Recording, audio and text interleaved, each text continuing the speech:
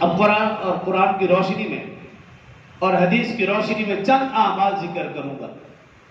سب سے پہلے یہ کہ اس مہینے کا نام محرم الحرام، محرم کا معنی بھی قابل احترام معزز، حرام کے معنی بھی قابل احترام معزز۔ جو آیت مبارکہ میں نے تلاوت کی، ربنا انی اسکنت من ذریتی بواد غیر ذی زرع عند بیتک المحرم۔ اللہ رب العزت نے قرآن پاک میں بیت اللہ کے لیے محرم کا لفظ استعمال فرمایا کہ بیت اللہ قابل احترام ہے، محترم ہے، معزز ہے۔ 7ویں سپارے میں اللہ رب العزت نے کعبۃ اللہ کے لیے فرمایا جعل اللہ الکعبۃ البیت الحرام۔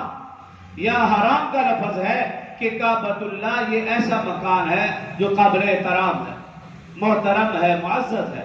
تو محرم ہو یا حرام، دونوں کا مطلب قابل احترام، معزز۔